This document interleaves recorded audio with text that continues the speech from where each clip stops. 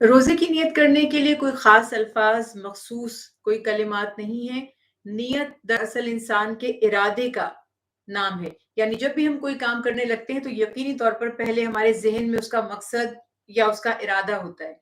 तो वो इरादा ही काफ़ी है। हाँ, बाज़ लोग कहते हैं कि रोज़े के लिए नियत करने के कोई मख़सूस कलिमात कहें और उसको वाजिब समझें तो फिर वो बिदअत है, क्योंकि रसूल अल्लाह सल्लल्लाहु अलैहि वसल्लम ने कोई ख़ास कलिमात रोज़ा रखने के लिए तालीम नहीं फरमाए, बल्कि ऐसे वाक़यात हज़रत अनस रज़ी अल्लाह तआला अन्हु से भी एक वाक़या मरवी है कि आप सल्लल्लाहु अलैहि वसल्लम ने माह रमज़ान में फरमाया कि मैंने रोज़े की नियत की है, मेरे लिए कुछ खाने के लिए लाओ, तो मैं आप सल्लल्लाहु अलैहि वसल्लम के लिए चंद खजूरें, पानी और कुछ सामान लेकर पहुँचा।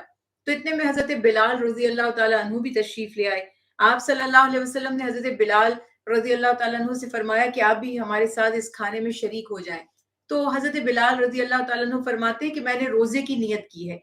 आप सल्लल्लाहु अलैहि वसल्लम ने फरमाया मैंने भी रोज़े की नियत की है। यानी ये सहरी खाने का मकसद यहाँ पर है। तो पता चला कि नियत इरादे का नाम है। हमारे यहाँ जो दुआएँ पढ़ी जाती हैं या अक्सर वो टीवी चैनल्स पे भी चलती हैं, अगर कोई पढ़ना चाहे, पढ़ सकता है, गुनाहगार नहीं होगा। खुदा ना ख़ास्ता इसको बिदअत कहना भी दुरुस्त नहीं होगा, क्योंकि अगर कोई अपने रुझान के लिए, अपनी तसल्ली, अपने शौक के लिए और ख़ास तौर पर जब हम बच्चों की तरबियत कर रहे होते हैं, ट्रेनिंग कर रहे होते हैं, तो उस वक़्त बहुत फ़ायदा होता है इस बात का, उन्हें मोटिवेट करने के लिए, उनको इस अमल पर लाने के लिए अगर कह दिया जाए कि ठीक है, आप ये दुआ याद कर लीजिए और रोज़ा रख लें, इसकी नियत कर लें, तब दुरुस्त है। अदरवाइज़ सिर्फ़ आपका इरादा कर लेना ही रोज़ा रखने के लिए काफ़ी है।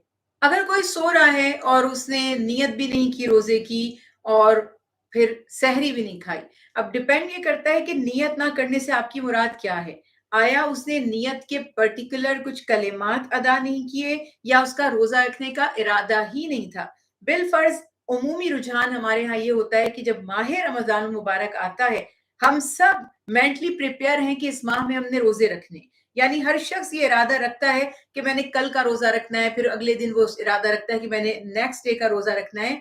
अगर उसका इरादा था कि उसे रोज़ा रखना है, तो उसने कोई कलिमात नहीं कहे नियत के और सहरी भी नहीं खाई, फिर भी उसका रोज़ा हो जाएगा। हाँ, अलबत्ता आप सल्लल्लाहु अलैहि वसल्लम की तालीमात हैं कि सहरी खाया करो। हमारे और अहले किताब के रोज़ों में सहरी का फ़र्क है, सहरी में बरकत भी है। उसके बावजूद भी जो सहरी ना खाए, सहरी में ना उठे, कोई कलिमात उस वक़्त वो अदा ना करे नियत के, तो भी अगर उसका इरादा रोज़ा रखने का था और वो इशा की नमाज़ के बाद सो गया और फिर अगले दिन सुबह उठा या फजर के भी बाद उठा, फजर की नमाज़ के वक़्त उठा, तब भी उसका रोज़ा बिल्कुल दुरुस्त होगा, बशर्ते कि उसकी नियत रोज़ा रखने की ही थी। बल्कि रसूल अल्लाह सल्लल्लाहु अलैहि वसल्लम के ज़माने में तो यहाँ तक तालीमात मिलती हैं, जब यौम आशूरा का वाक़या मौका आया, आप सल्लल्लाहु अलैहि वसल्लम जब पहली मर्तबा आपने देखा कि मदीना तैयबा में यहूदी आशूरा का रोज़ा रखते हैं।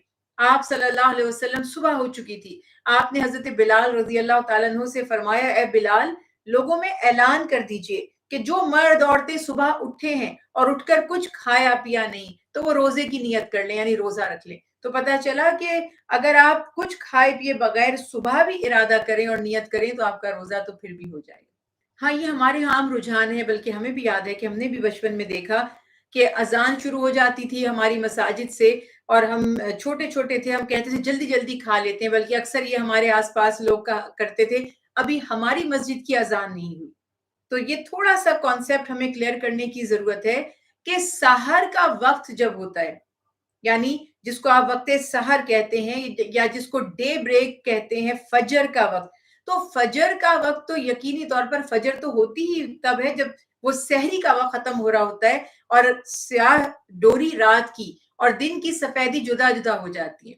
तो जब ये कैफ़ियत पैदा हो जाती है जो अल्लाह सुब्हानहू तआला ने सूरह बकरा में फ़रमाई कि दिन की जो रात की स्याह डोर है, दिन की सफ़ेद डोर से जुदा हो जाए, तो उस वक़्त से लेकर गुरूब आफ्ताब तक रोज़ा रखना है। तो जब फजर की अज़ान हो गई, तो इसका मतलब कि वो जो सहरी का वक़्त था, अब वो ख़त्म हो गया, चला गया। अब फजर का वक़्त आ गया।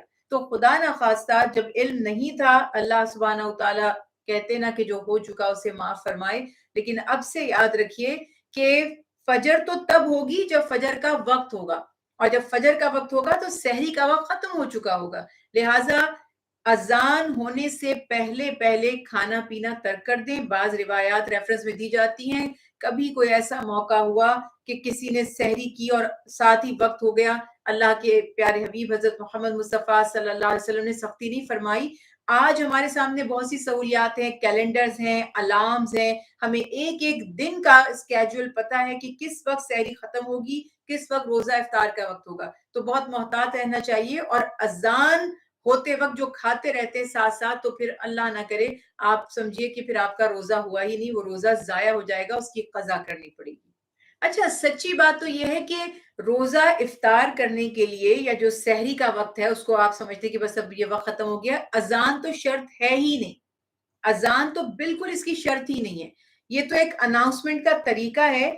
اذان تو تب ہوتی ہے افطار کے وقت بھی جب افطار کا وقت ہو چکا ہوتا ہے. بچپن میں اکثر ہم نے دیکھا لوگ کرٹیسائز کرتے تھے کہ مؤذن صاحب پہلے خود کھاتے ہیں, پیتے ہیں, روزہ افطار کرتے ہیں, پھر اذان دیتے ہیں. اور کچھ ہمارے ہاں لوگ اس کو کرٹیکلی اس بات کو بیان کرتے تھے چونکہ ان کو علم کی کمی تھی.